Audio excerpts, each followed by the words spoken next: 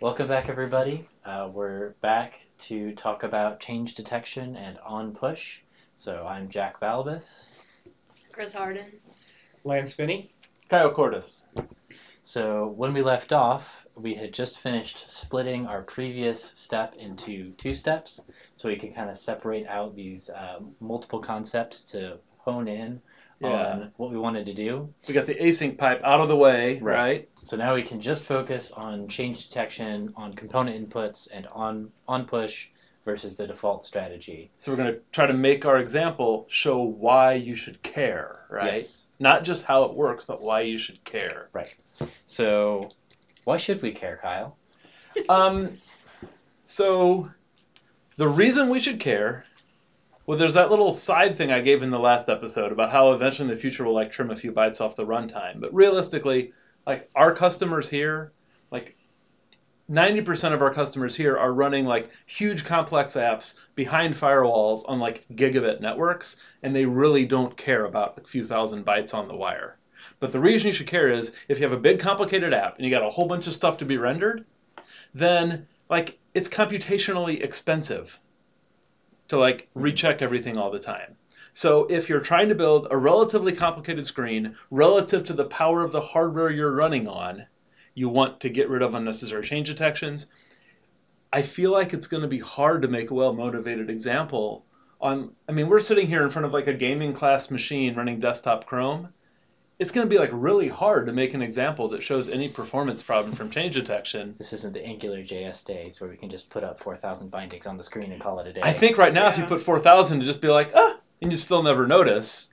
But So does any of this matter? well, it does matter, right? Because the Angular team, they're trying to make this appealing not only for people working on giant, big, very complex enterprise things on gigabit networks. They're trying to make it appealing on small devices, inexpensive cell phones, that kind of thing. Yeah, so in here, right, on the network tab, we can slow down our network connection to be slower at network speed. But this is not a network speed. Right, but we need something here for the hardware. Here's a reason to care. If you have a lot of bindings going on and you're on a mobile device, you're wasting battery. Ooh. Yeah. I have another point. Okay, not naming names. But if you have a lot of developers writing less than efficient template code, okay, it's a lot easier to start insulating yourself by making things on push than it is to get them to all write efficient bindings and worrying about pure pipes and whether I'm calling functions in a template or just putting things in line and So you're all saying, these things that people give conference talks on. It's yeah, but if you use on push change detection, a lot of that stuff doesn't actually matter. you're saying that if you're deep down a component tree, by putting on push on your component, you could be insulated from inefficiencies layered above you on the component tree? I'm trying to understand technically what are we insulating from technically? I guess technically my point is if you take as a strategy of trying to work on push into your app or try to enforce make a rule, it's a lot easier to make a rule that says all of you shall put this one line on your components than it is to say all of you shall write really good efficient templates. Okay, so you're saying if you just have a corporate standard of making things on push compatible, right, that kind of forces and reminds everybody to realize when they actually have done work. Yeah, so if you start that way and everyone's doing on push components, they can't get it to work until they figure out how to make it work, right? It's a lot easier to start from that spot than to go backwards. And it's a lot easier to teach them that one thing than to make sure everybody is always writing really efficient bindings in their gigantic components and writing pipes correctly and all of this stuff. But we have seen we have seen code we've been brought in to review by customers where they were trying to obtain efficiency, and so someone made a rule that they put on push everywhere, but then many other developers just copied manually mark for check 1,000 places in their application, which is just doing a bunch of extra work to accomplish the same thing. So well, it's still better as long as they only put mark for check on after backend calls. Okay. That's exactly what the async pipe is doing. You're saying so even if you're functionally, it's not different. even if you're somewhat sloppy with the mark for check, Yeah. you're still not going to do anywhere near as many extra change No, detections. because otherwise the Interesting. person's moving their mouse. They click on one part of the application, your entire application redraws itself. That's a whole lot worse than somebody accidentally clicking mark for check one too many times. Okay. You're saying like worst case, someone might put like a mouse move handler. Well, that's true, but that they don't. causes Even if storms. every event, right? Every user interaction causes the entire Angular app to re-render, right? Which causes all those bindings to be because it's a reevaluated. change detect, yeah. Right. So if I click on this one little spot and I have 100 inefficient things over here, and then none of them are doing on push, and my developers are writing insane bindings, which they do. Yeah. Then you have all this crap going on for no reason. You're saying like in a big enough organization, like there's always going to be code that does like arbitrarily unusual things. Yeah, or copy paste and like I'm evaluating the same expression 20 times in my 2,000 line template code. Yeah. I'm just saying. But to have a blanket strategy of saying we will enforce. It's a lot easier to check the component has one line on it. You mean you could make a lint rule, right? Yeah, exactly. You could literally make a lint rule that makes your And the components. schematics, I flip my schematics to Yeah. generate components that way and put that in the angular.json. Yeah. And so it's the default. And it's a lot easier to get developers, especially new developers who are new to Angular. Yeah. If you start off with a project and the schematics turn on and you're saying you do it this way, Yeah. they learn to do it that way from day Yeah. one. And that's a lot easier than training them to think about all the different things. Just think it's like better coding this discipline to default to on. Yeah. So, Okay. Because it forces them to do the right thing and they wouldn't necessarily do the right thing if they're not forced to. Right, but also it's one right thing. And that means that if they have that one right thing right, they can do 100 other wrong things, and it doesn't impact the performance of the application. I gotcha. They can make impure pipes do crazy crap, or they can repeat the same expression 100 times in the template, and it doesn't really matter that much because it's only you're saying rendered once. For a big sprawling enterprise app, Yeah. there's like a compelling like process reason to default to OnPush, even if you don't yet know if you care about it on a performance basis. It's just a smarter default. I wonder if our motivated example would look like we have like a triangle, right, where we've got one component that is really noisy, right, and it's just like triggering change detection for the application over and over again. Okay. Right? Like at a really like quick pace. And we have another component where the template is implemented really inefficiently in some way.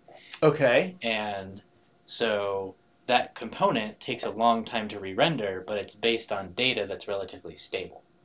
And so that we can basically show if you just put, on-push change detection on this component, then the fact that this component over here is really noisy is irrelevant, right? Because it's only rendering when it actually detects that there is some change that's needed as opposed to every time. Okay, so I'm going to start coming up with ideas, and then you're going to tell me that they're stupid, but they're going to lead to clever ideas that are less stupid. Okay. Commence brainstorming. Okay, so what if this outermost component was just like looking at the time? It was like an interval every 1/10 of a second. That's what I was going to say. Okay, 1/10 of a second, right? Mm-hmm. And what it's doing is it's just taking like the number of milliseconds since whatever, right? It's just taking that number coming out of the interval, and it's converting it to binary. And we're making a binary clock. Okay. Our program is just a binary clock. So it's just a series of ones and zeros on the screen. We have a child component for the binary clock, for each digit of the binary clock. We have it do an absurdly inefficient thing, like literally like, I don't know, do a Google image search to find a 1 to 0 or something just crazy like that, right? Right? And so that, I love it. in theory, by default, if you triggered change detection all the way down, then every tick of this thing, like all your binary digits have to work really hard. Right. But if you did some change detection with OnPush, then only when you actually pushed a different value into that one. Yeah. Right? And this has a nice other property of like we make it our mission to always have our code be in an exemplary state. So like this has we can have it set up so that those other the digits have change detection set on push by default, and then we can say, look how it blows up if you turn Yeah. it off. Yeah. Okay, so how would we make a digit display thing inefficient, where it was bad to rerun it? Like what's a good way to make it Besides the computational? Google search that you Well, suggest. that actually has some really tricky asynchronicity problems. Yeah. Plus, it's not computationally expensive to ask a remote server. Is there any way to make it computationally expensive? So we would need to take, we have an input of a 0 or a 1, and we need to compute it into something else that is expensive in some way, or inefficient. Yeah. I mean, we could just a busy loop, but Or do like a ASCII art or something, or like it generates. I want something. I want very few lines of code though. Mm-hmm. What if the digit component is like, it has a grid, and we're doing like 8-bit art of a 1 or a 0 that turns on or off? I thought about that, but that seems. I want very little code. I want something we can do in just like a super simple. Super simple, yeah. Super small number of lines of code. How about if our strategy for figuring out which of our images to display, instead of just being like a trivial lookup of the 1 or a 0, it somehow involves like running a random number generator in a loop until you get lucky to find a sufficiently high or low value.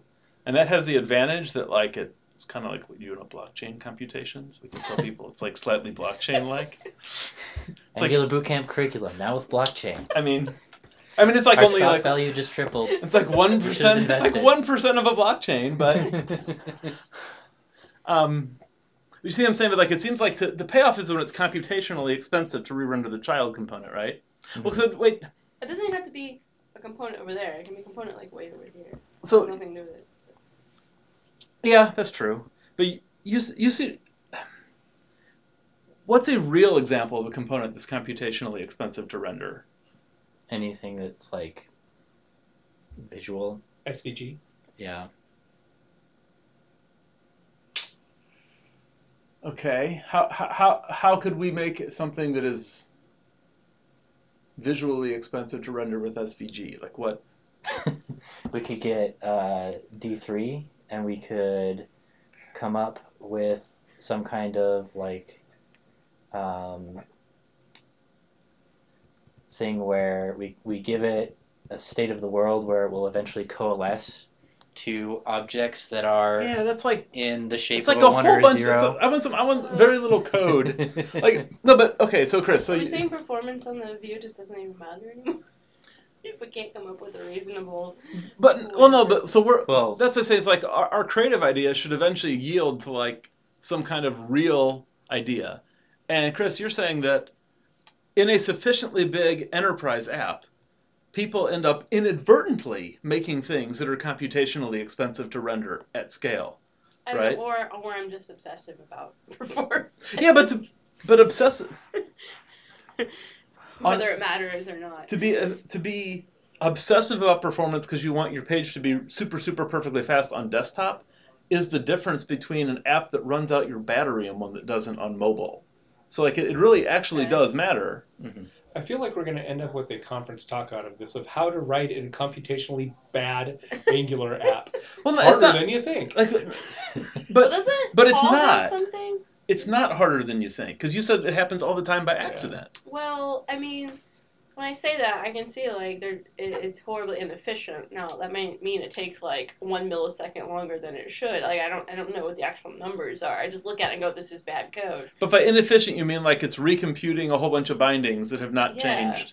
Yeah. That they get recomputed 1,000 times for every one time they actually change. I recently saw some code where it would show one of 4 different things, and it was using 4 different ngIfs to decide which one to show. And the ngIf in each of those, it was calling a function instead of doing something that the renderer could just look at. And so those functions were being called all the time. Anytime you moused over, these functions were being called. Now, the functions were really just inequality comparing 2 things. Okay. Really simple. But if there were anything computationally expensive in those, then you drag over, the whole thing would have ground to a halt. So maybe there's something with that. So what could we do that would be straightforward, very little code, not completely ridiculous, just like a for loop that burns CPU, that would be somewhat computationally expensive? I mean, I mean, what if we just had a lot of bindings? Because like you talked about, it's like just an app where there's just like a lot going on. There's a lot on the screen. There's Right, a that's what I'm lot of saying. bindings. There's like 5 billion bindings on it, but like, how do you recreate that? Yeah, the problem we run into, like the motivation, the best motivation we've come out with is in a really, really big application, it's a problem. So how do we do that in a toy? Well, I mean, but that's firstly like our whole class is about that. Yeah. Secondly, most companies that are engaging us for our class are planning on or already have Yeah. a very complex application. But just that's the difficulty in how do we boil this down? Because Yeah, but we're really good at like generating examples that are oh of, yeah, like, I mean, same NGRX, shape. our NGRX examples have no need for NGRX. Right, but we they're have- they're just enough to be good for teaching NGRX. Yeah. So what?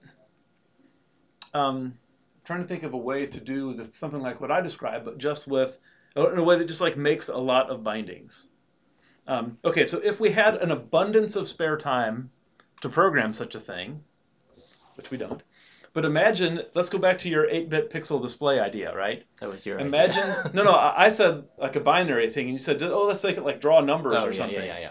Imagine you had a component that had like an 8x8 grid of little divs in it, and they each had a binding on them that said, make this green only if the number is a 1, 3, or 5, sort of corresponding to the pixels on a thing, right? So you could imagine a really naively implemented pixelated number display component, Right. which used like literally was built using bindings that we teach in the first 30 minutes of Angular Bootcamp, right? Like so like you can understand how this works and you can imagine implementing it with what you learned on the morning of the first day. Right. But it's just computationally inefficient because for every single digit we display, there's 64 bindings. Right. And then we display a long number with them. Yeah, I think if we did a 3x5, it'd be really easy, right? Because that's just like a digital clock, essentially. Yeah, I'm trying to figure out, like, is that a reason? Is that a good way to get a lot of bindings? I'm concerned we won't get enough bindings for it to matter. We want to get enough bindings that it starts to matter. And I'm thinking, like, if we had, like, 64, that's 64 times 10, that's only 640 bindings. And we know from our Angular JS days that as Angular JS got more and more efficient, we needed to put more and more bindings that you could even tell. And Angular is much more optimized than Angular JS was. Do we want to just put delays in here so we're artificially creating the length? Well, the challenge of a delay is that doesn't let you experience it being computationally expensive, just slow. We want it to be computationally expensive. Yeah. Without it, and I'm trying to figure out a way to do that that's not just completely contrived. I mean, I can come up with something with like a while loop with a random number generator. The problem is it's completely contrived, right? And it's like, well, just don't put stupid while loops in your app with random number generators. What about something like an NG4 that renders a big chunk of something? I don't know. Yeah. I mean, And so and this is what we did back in Angular JS days, right? Like we made a table by like foring and foring. Yeah, NG repeats are horrible. Like, And if you're multiplying two medium-sized numbers, you get a really big number. Yeah. But didn't we find that we eventually had to make that number like we'd like it had to be pretty big. we'd put it at a few thousand, and we're like, hey, this is gonna be slow, and it would be like instant. we broke in Angular JS. That's the only we broke our app with nested NG repeats. And that's like the only performance problem we've ever really run into. And like the app just the browser threw up the unresponsive whatever. It just would not render. But like since then, I've not encountered anything like that. Fractals. Google Sierpinski triangle. You're gonna have to spell that. SIE. Lance's job is to spell words like Sierpinski. RP. There you go. Well, there you go. I used to draw these when I was bored in class in high school. Of course you did. So this is just a recursive, like, if you make recursively nested things, you can get to a really big number really easily.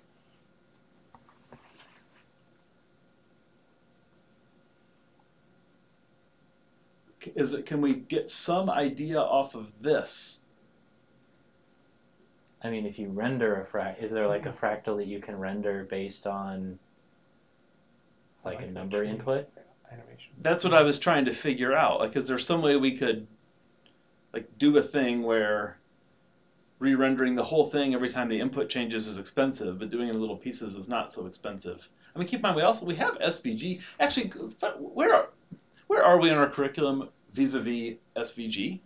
I don't know that we have very much in the way of What is SVG anywhere in our I curriculum. think we might have a little bit. I'm gonna get a fan. What's your question? Down a bit here. Oh, the relationship of the towers of Hanoi to the Sierpinski drawing. I didn't see it. I don't know that off the top of my head.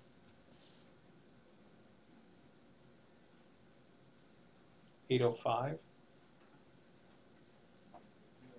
Oh, I guess I should do ABC /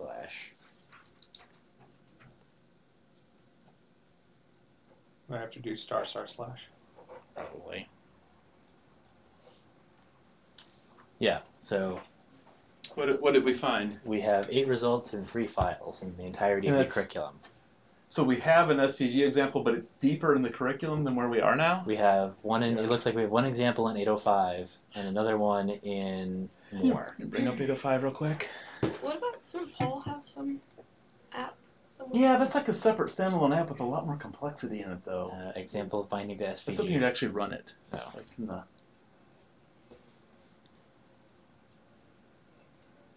We were almost to our 1,000. We were almost done. We got to 997.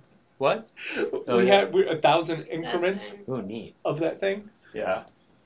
and we got to 997. Oh, we were almost done with there running through the whole right. thing. You're hoping we'd make it. Yeah. So this is pretty cool.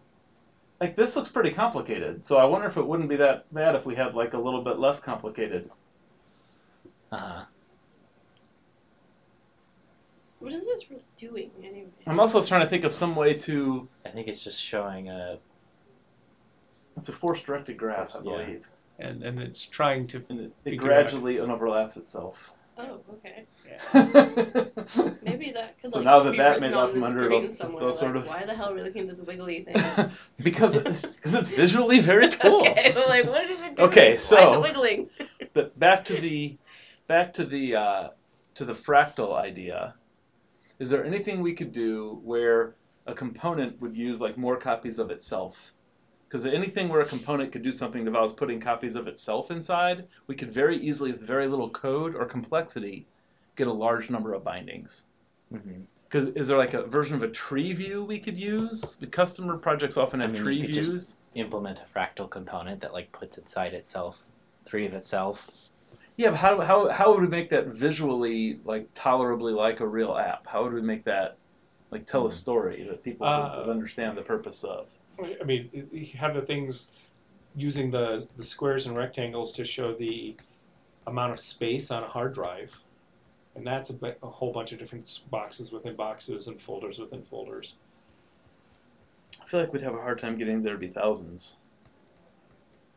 Depends on the hard drive. Yeah. So everybody's just like do like a straight 4-to-1, like a component that has, if you take space and you break it into 4 spaces, like it doesn't, like it stays in a reasonably square shape. I'm just trying to think some way to have, I'm trying to come up with some way that won't be very much code to maybe do one of these Sierpinski type things or something, but in a way that What makes does us the have a code crap look ton like? of bindings. Like basically, I'm going to take something that if you implement it naively in Angular, it's unusable. But if you make it slightly less naive with OnPush, it becomes obvious how much it pays off. Yeah, this is super complicated. We don't want to do all that stuff. That's just D3. But we don't want D3. We would just want SVG, right? And that means this is all you. If you want to just like start using SVG, it's like super easy to start using SVG. Mm-hmm. You just like say SVG. Right. And I I don't think know, there's actually a. Because this is computationally complex. And so I'm trying to think of if there's a way we could have the setup be simplified, Yeah. but then just let it do the complex calculations. And like if, like, so Hey, does this one use OnPush? No, probably it's not because it only has one component. layer of component. So with Paul's performance application, his version of this, I wonder if there is a knob of OnPush and not OnPush. Yeah, I would really like to see what he did. If you just Google Angular Performance Playground, you should find it. That's what he called it. I mean, it's on the web. It's literally Google it. Yeah, look. Just do that. Uh-oh. Oh, There it okay. goes. So it's just loading data. Yeah. Okay, so I thought it was the same thing. Yeah, I don't think there's anything that has to do with. Oh, that's interesting. It's showing the number of total bindings. So, That's kinda neat. what is the point of it? Okay, what do the other menu options do? Yeah, keep crank that up further. I wonder what happens now. Maybe do Control minus once so that it.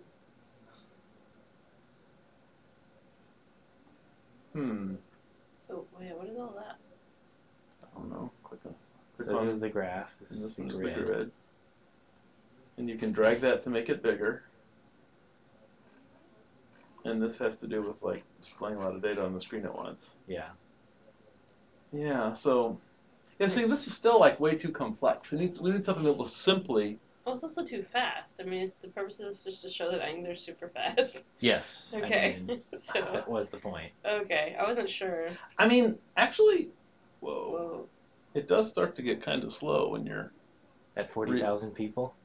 Or 40,000 bindings? Yeah, recalculating 40,000 bindings is not very awesome. But the thing is, I think the browser is like the browser. But if you press Control minus, because right now we're viewing it in a supersized. Well, I guess we weren't that supersized. Okay, at some point, this whole thing's gonna crash. How did we? Why don't I we? think it did. Why don't we get out of this page before we crash and lose our recording? Okay.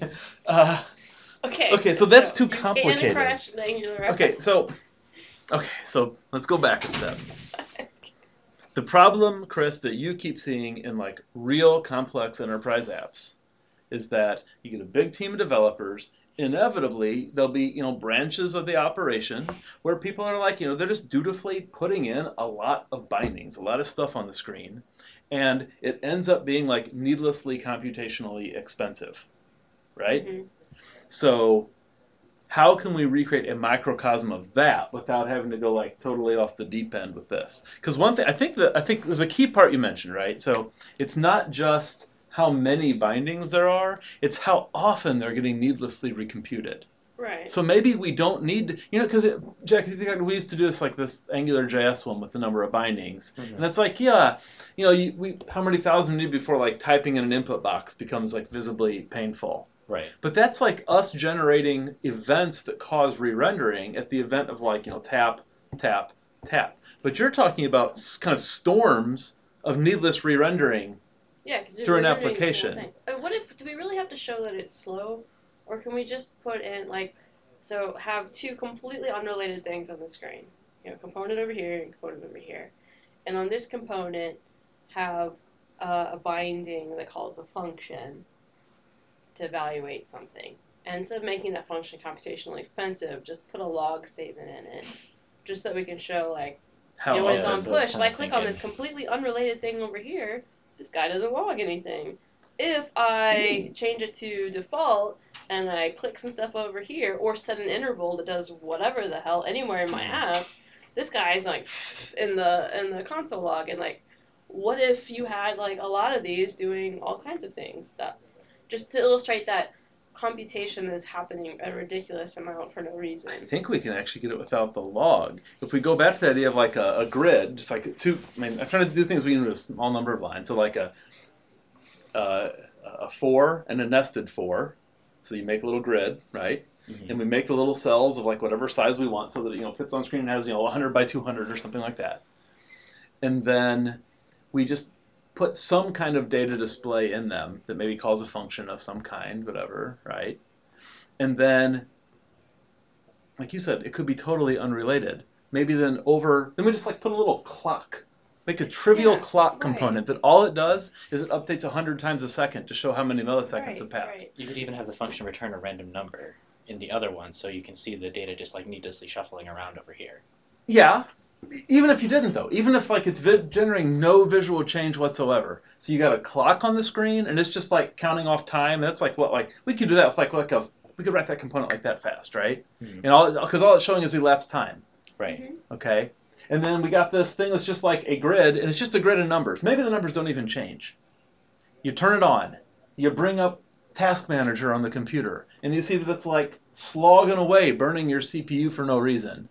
And it's super obvious, hey, this simple app, nothing's even happening on the screen, but if it's inefficiently implemented, look how fast it's running down the battery on your laptop or cell phone if this app is being used, right? And then you turn a couple knobs, couple of on pushes, and it goes away.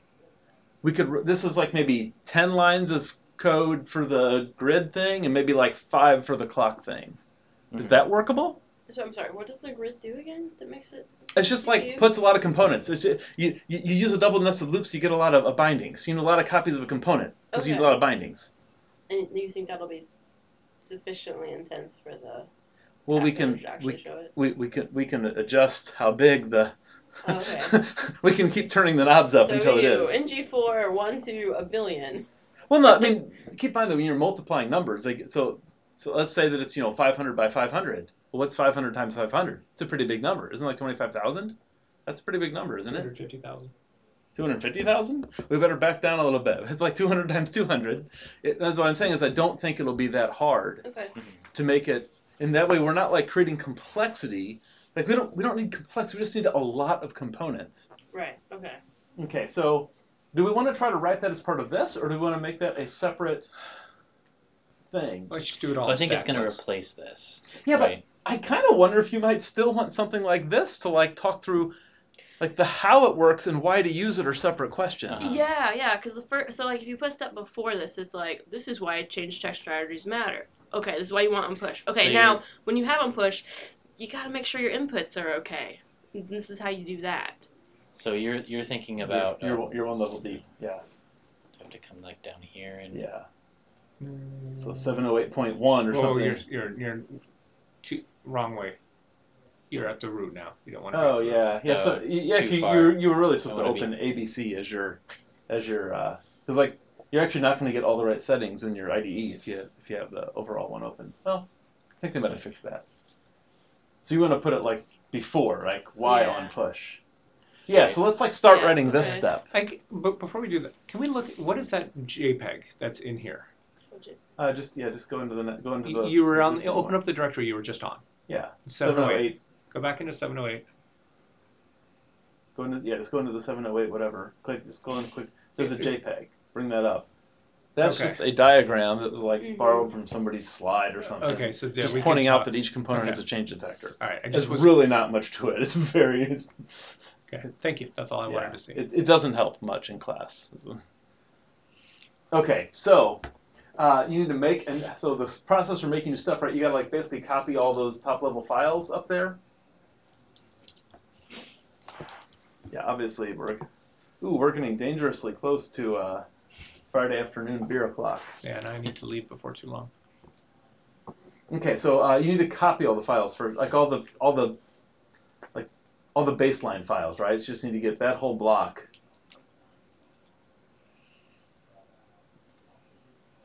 Okay, and then maybe just let me take all the rest out for now. I don't want to end up with 2 copies. That's good. Okay, so and then you can delete that change detector tree because maybe we'll use that as the next one to like teach it. And then in the you misspelled line 7 on. Oh yeah. Yeah. Of course, once you change it, you'll have to restart your IDE to let the rename take effect. No, not this time. Because there's nothing in there. We don't know why it sometimes works. Okay, so what do we need? We have an app component. We need like that's like one component we call clock, and one component we call like like data grid or something, because like it's gonna be like a placeholder for some like display of a bunch of numbers on a corporate dashboard, right? Yeah. Because a lot of things we end up like writing things for people that are basically a dashboard of some kind, and so like something that's kind of dashboardy should be. Okay, and then you got a lot of push-ups to do, right? Might be easier just to like copy from a.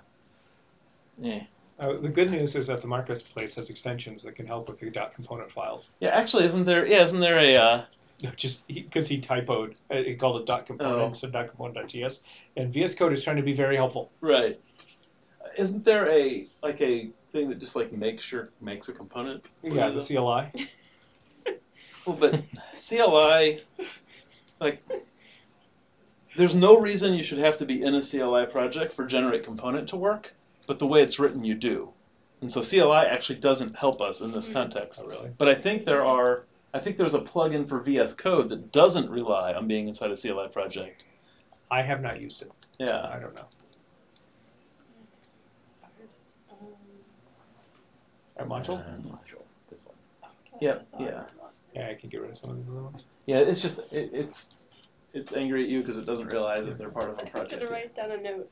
By the time I found my note app in the right place to write Forgot down, the note. forgot what the note was. Happens to me every Change day. detection. There's an idea for my talk. So it wouldn't work during a thing like this where we're working together, but I sometimes bring up the audio recorder on my phone and like record myself a note because I can get it out before I forget it. But then I have to remember to go back and retrieve the audio notes later, and that of course is its own problem. Okay. You have to bring in component for it to give you any help. Yeah, I didn't actually do it when I.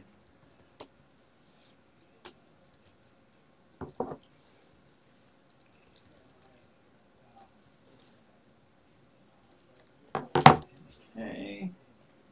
What do we got? I'll get it. Yeah, see, because it doesn't. Do we want this? I Do we don't. need I reactive don't forms? think I don't it think we matters do. for what we're doing here.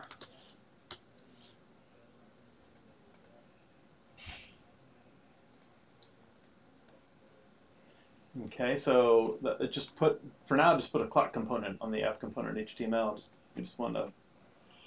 We need something.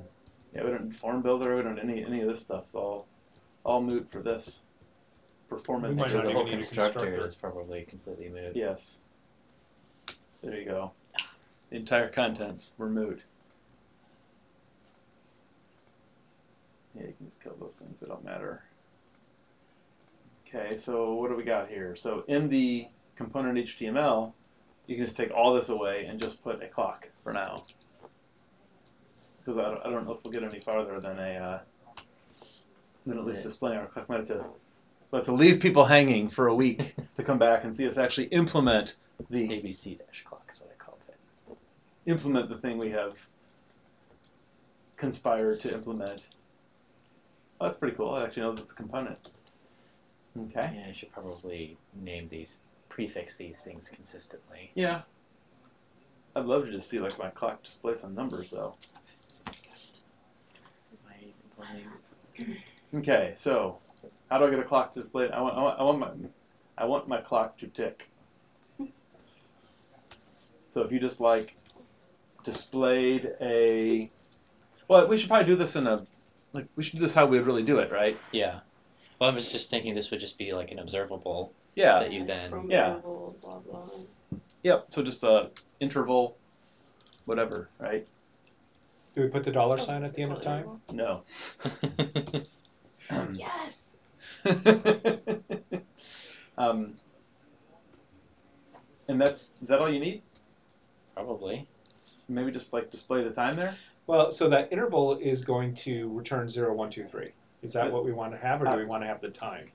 For now, just to get something ticking. 0, 1, 2, 3. Okay. Yeah, this can be an elapsed timer. It doesn't need to be a time of day. Fair enough.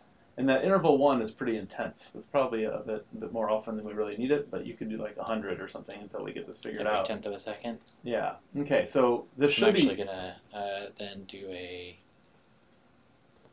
Why not just let it display a number that ticks up? I mean, if you want to format it, you can do that with a pipe. You don't have to do some I'm mapping. curious what he's doing. I was just gonna divide it by 10, right? Because that's the number of seconds that have elapsed. You can just do it up in line 7, can't you? I guess it's better. Okay, so does it work? I want to see it run. I mean, it's not going to be as cool as Paul's thing, but... Nothing we do is as cool as what Paul does. That's why he's in charge.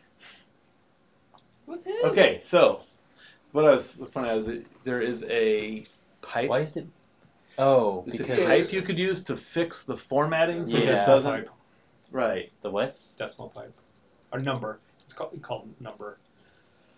Number colon No one ever knows. 1.1-1. Yeah, I think that's right. That's a weird syntax, but hey, it might do what we need. It is not. That Nope. did not help. Reload it. It does reload. There it goes. It didn't reload, but How come it didn't reload? you angered. Oh, I think the auto watching mechanism only finds directories to watch when it's launched. So I think Oh, directories you created after it launched, it does not. Anyway, That's interesting. Okay, so should we label this maybe somehow? Like have a elapsed Yeah. time. Makes sense. Yeah, so this is like the world's simplest elapsed time clock, Sure. but it generates an ongoing storm. Right. Right. Right. Which is this connects to the like real problems that we see in real apps. Right. So if we come over to like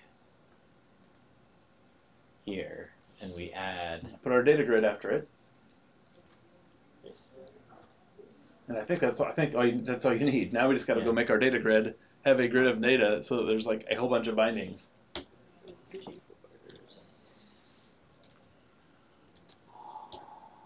But while he's typing, I noticed we get double quotes in the imports.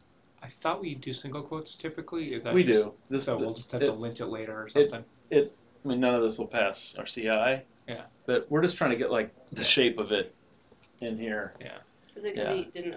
It's open at a higher level. Probably because it's open differently than the normal setup. Right. Okay, so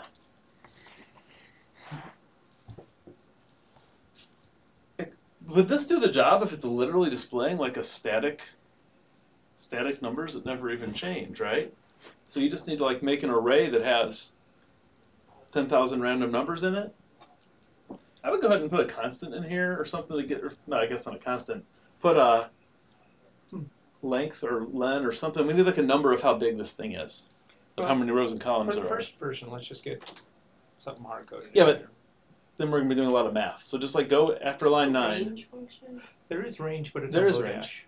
So just go after line 9, and we need the size parameter. You can just call it S. It doesn't matter because we can rename it later, and make it 100 or 10. Just make it 10, whatever. Okay, so now the array has to be size times size, maybe, because we need to like get a long number. How do we get a long number, right? And now how do we? Now we need to populate this array, right? yeah, I think we can do You can just go into constructor and populate it, right? Actually, I think there's an array function that will help you do this. Yeah, we can just map it. Yeah. What on Oh, earth? just map it to the index. You can map it to a I was random just number. doing this. Or that. That works too. Yeah, and you don't need the dot keys thing. Well, I was gonna do numbers from 0 to n. But I'd kind of rather have them be random. Math.rand. And that just like that's good enough, right? Because we can always format them. Okay. So now you want to go from 1 to size, right? And ooh, oh, I was hoping of a 2-dimensional thing here. Uh-huh. How are we going to achieve that?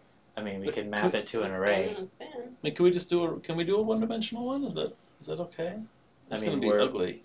What if we did so here instead of doing math.random at this level, we would do array this dot size So make it a double nested. map. Yeah, that's probably workable. Of Yeah, this that's workable. Yeah, I like that. That'll work. And then we have an nested for it. So let row of data. yeah. I think we should make sure that the name stays data just for Paul's. Yeah. It would be nice to do the same thing in AngularJS and show how horrible it was. It was real slow. Because it would render. Actually, this should be like a div, right? So it goes Yes, on the next line. it should be, yes. And then here we do a Make span. that a span, yep. Let column of row or something. Cell of row. Yeah, that would work. That's good.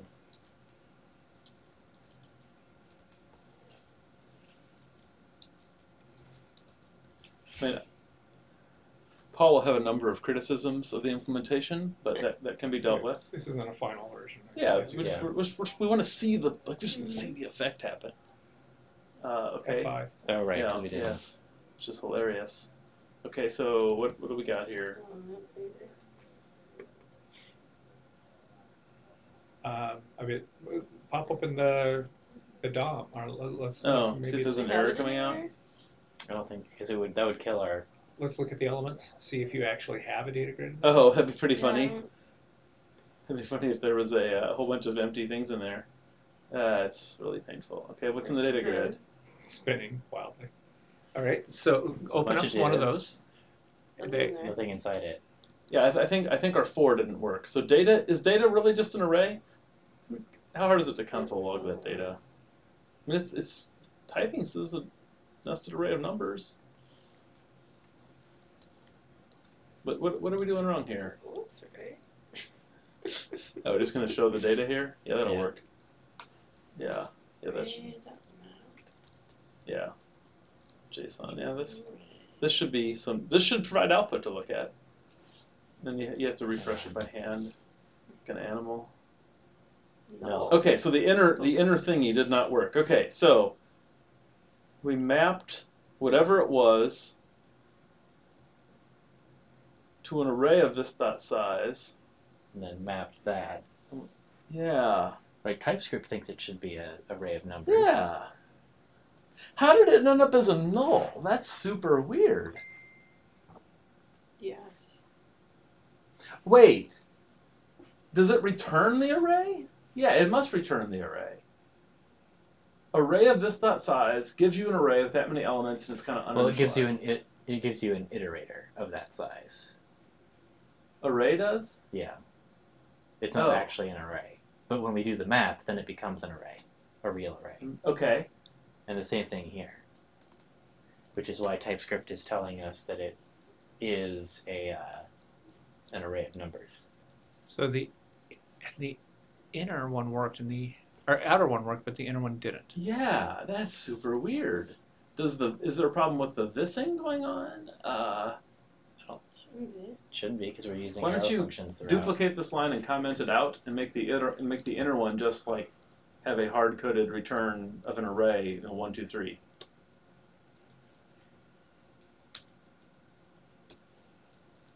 And so this should give us, 10 rows and 3 columns in each one. F5. No, Yeah. You might want to just You kill should it. you should just it. restart the thing. It's too frustrating to have to remember. it still comes back null. Okay, so let's keep looking. So I wonder if we need to do, I don't think it does what you think it does. So what is it? yeah. It should type. Are you sure it's just array of a thing? Is there some? I think there you might have to do something like this. Ooh, hardcore. That. Okay. Are you sure it's array of number and it's not like some other thing you do? Like array dot something? No? I don't see anything else obvious for it to be. So array, you're saying array gives you back an iterator, an array-like thing, Yeah. right? And then what does map do? So that We have to say like new array. I think Try that. That makes sense. I think I've done new array in the past. Doesn't work. Okay. But so you're saying just array gives you an array-like thing, right? Yeah. And then here, what if is- we come down here? are you we sure say array of 3. I mean, We wrestle with the high-level issues with Angular, and we get stymied by how do I make an array? well, how do we make an array? Is there research going on in the back row here, I hope? I'm just getting started. Okay. We're vigorously researching how to make an array of a certain size. I know I've done this before, and there was like extra stuff with like dot keys you had to do. I don't think so. Try taking that map off. Just do the first part. Like just do the new array of size and see what comes out. I really thought you could take an array and isn't this like a trivial Stack Overflow? Why are we being It is, stymied yeah. by How such to create an array can just random numbers, right? It shows new array with array length. Yeah, foo equals new array 45. Yeah, I mean it's. Yeah, this should be. Whoa. Okay, I don't want that first one. Array.from. Yeah, that's what I'm saying. Yeah, array.from. Of array of 10 dot keys. Or you could do the spread operator of array dot keys. Yeah, so with the array.from, what is this like? Look at this little bit of syntax. Have you ever seen this? Look at this length thing, Jack. Have you ever seen that The before? array from is copying Yeah. another array. Oh wait, no, I haven't seen that. I haven't either. I didn't even know that was a thing. And then you give a function of how to Oh, I see populate what it. you're saying. There There we you go. go. Now it works. Okay. I can't even And find what did you do? This array.from array this dot size. So array gives you an And- iterable, and you have to pass it to array.from. which And is so Yeah. so you can just make that element be change that to the word length. And then you can just put length in curly braces. So change that to length. And then instead of this syntax, just put like curly braces with the word length in the middle. And that'll be the syntax we saw here. Well, Wait, Go what? ahead. Go ahead. length colon this dot length. It'll have to be. Because it's. But now take length and put it up outside the Okay, component, because we that don't need it might work, inside the yeah. component. Just make it a const length up here. Right? Oh, I Okay. get it. Okay. Okay. Now, What are you I doing? think you can provide, now you can provide that function inside. Instead of having to do map, you just do a comma and then you do the function.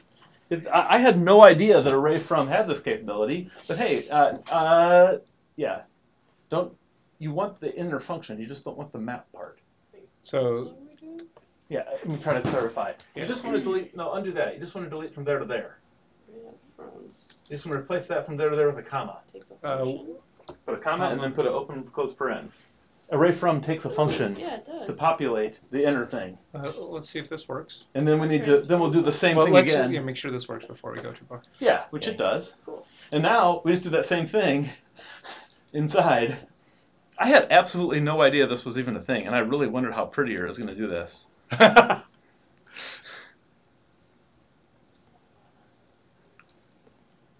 That's Oh, and here's the other thing. We were this close the other way. what? You have to call fill on it Yeah. Oh. before you can do that map. There you go. There we go. Okay, so now I want to do something that... So we can get rid of line 11, because that's... Yeah, and then I want to do like a number format on that cell so that they get like reasonably small. What happened? I was trying to delete it. Control-Shift-K is a default key binding to delete a line. Oh right, because I've changed Okay. it to on mine. That's why. And then then you can delete line 11 completely. I need to get going. So. And then the cell, you can just pipe that to the decimal to the number pipe. Yeah. With the right. It's called decimal pipe, but you use it's Except- selector's number. Oh That is gross. Yeah. wait, but so this is so do we want to round it? Yeah, I want to see a lot less. I don't want to round it. I just want to see less numbers on the screen. So So no if the colon. default does something. Yeah, number. That default, but then you need to add a space afterwards just to distinguish between them. He's just saying Like plus, like in between the spans. Oh. Like a comma or something after the span, for example. Just something so we get them separated, which is good enough. That's except fine. that they didn't show up. Yeah. Oh, they 'cause- showed up Yeah, at the you end of the can't line. tell. No. You have to put it within the span. There. Yeah. Ah, Yeah. okay. Okay. I'm gonna put a space there too. And so now you can adjust that length parameter to make this arbitrarily heavy, right? And then bring up your CPU meter and see if we can get it. See how high we have to turn these Yeah. numbers Okay. up for this to I think I matter. actually am gonna put a thing here so it's a Yeah, consistent. 1.3-3 will be what you want. Okay. Like So it's always 3. yeah, Yeah, so the then it'll default. be I think a grid. the default is Oh! 1.1-4 That's much 3. nicer, isn't And it? so if there were some that happened to not need those Yeah. spaces, they get And like cut. Paul's going to have us like make this look more material and so on. Yeah, who But cares we're just for trying now? to. So, can you get a task manager up and see now that we have this working with just a few lines of code, how high do we have to turn these numbers to see, Chris, what you see in production, which is that it actually can get bad because of a bunch of needless. So Chrome is currently taking up 1.5% or 1% of my Yeah. CPU. So we need to make this. This needs to hurt more. right? So, So like how? I would make that 50 instead. 100 can work, but we also need to. This needs to happen a lot more often. We need Okay. to. So it spiked up Chrome to. Yeah, but like our timer is not.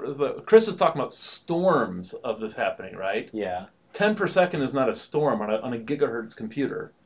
So that needs to be like hundredths of a second or thousandths of a second ticking by. Well, I mean, that's still uh, uh, increased it by a factor of 5 or so. I know you got it off of 0. I want it to be bad. I want to have a problem that's bad. So maybe try backing that down to 50 because that's going to be, like, we don't want the page to be unmanageable. And then for the time, so hundredths is good? Sure. Is hundredths? And so I guess you would divide by 100 instead? Move a 0. Yeah. And then I got on your number format up there, you do 2 to 2 instead of 1 to 1. Yeah. It's pretty cool. Like I don't think I've ever used the oddly named decimal pipe in Angular myself. I mean, I teach it Yeah, in we'll use it in step class. 203 or whatever it is. Okay, look Yeah, at In that. case it got us up to 15. So, Chris, is that enough? Yeah, I think so. Well, okay, now, where do we put the on push to make this drop? And how do we, Shouldn't that be on our grid component? let's make Yep. sure that works. So Like a here- one-liner on our grid should make it stop, right? So yeah, like, hey, we have this expensive component. Let's make it on push, Yeah. and then we're insulated from whatever. else is Because going on somebody out there somewhere is causing this Yeah, change like- detection storm. But I don't know Yeah. who they are. I don't know who wrote that timer Oh, component. that's really cool. Drop Yeah, from we have- 15% to 3 or To 4%. 3%. We have all Yeah. kinds of timers and WebSocket connections pushing, and all kinds of things are happening Yeah. in the background on That's the really app that I cool. have now. Yeah, I mean, Paul's gonna have ideas on how to make this look more like Okay. problem domainy, but yeah, this is really cool. I think I do want to push up. Why don't you commit and push this and mean to wrap this up because it's already 4:12. It's past our Oh no. Past our end bedtime. time. Yeah, I want to push this up just a little bit past 15. yeah, you want it to be a little worse. Like 30 or 40, I think it would be good. okay, I'm so not sure how to do that. 'Cause Well- if we do it, we can either display. Well, there's no point in trying to display updates more often than the frame rate the thing's running at, and That's I think true. we're already at 100 a second. So I think you need to make your redraw worse. okay. That So that would 50, you could run that 50 up to a bigger number.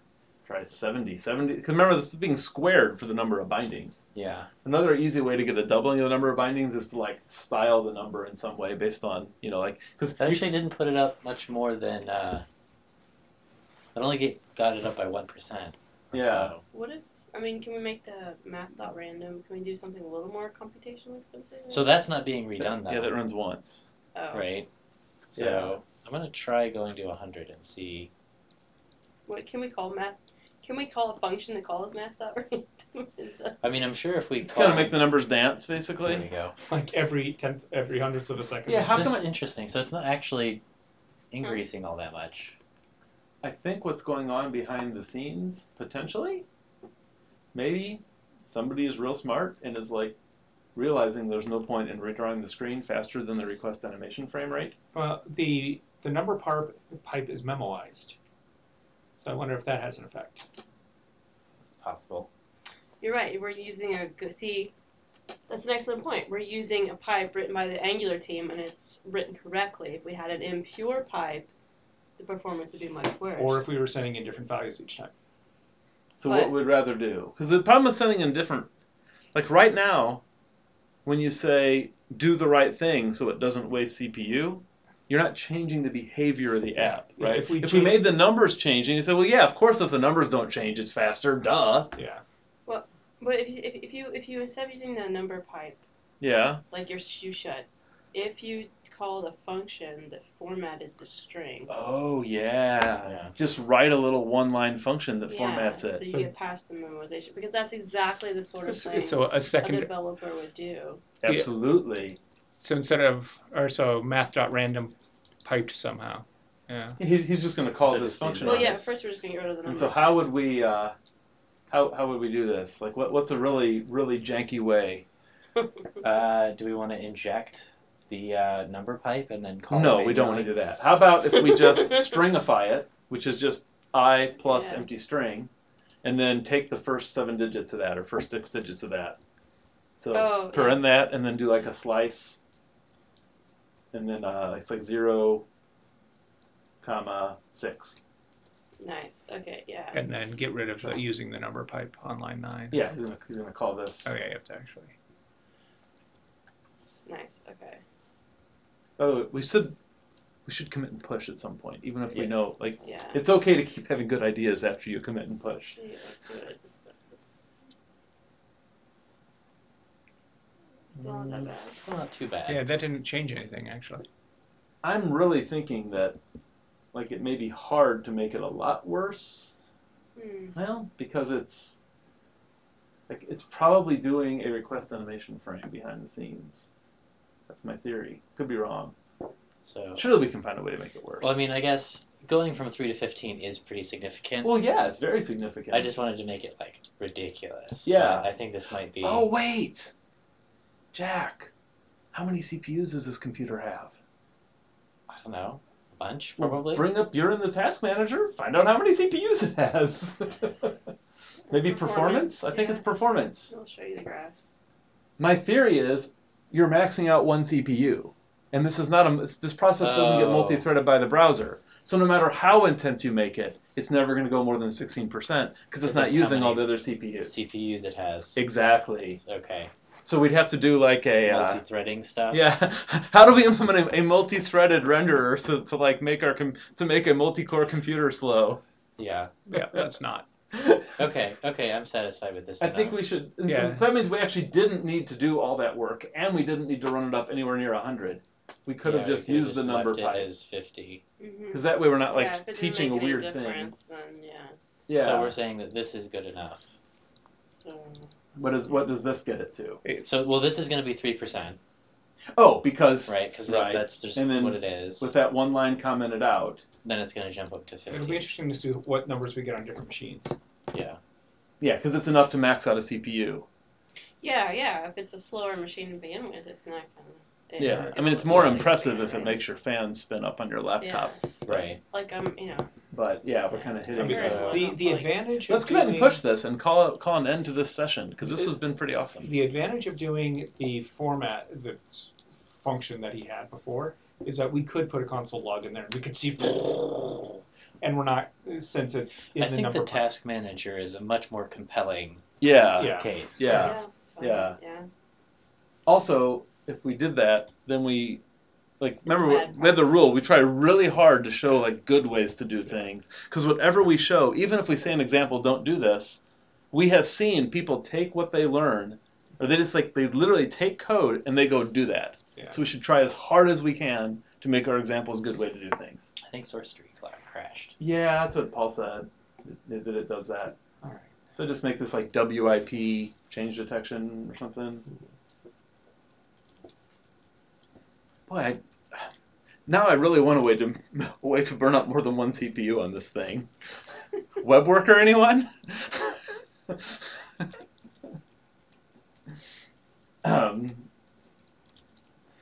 Yeah, I have to only teach on single core machines so they can use 100. Well, this session has been going for about an Yeah, hour. okay, yeah, Okay. this has been running. So thanks everybody. Thanks everybody here.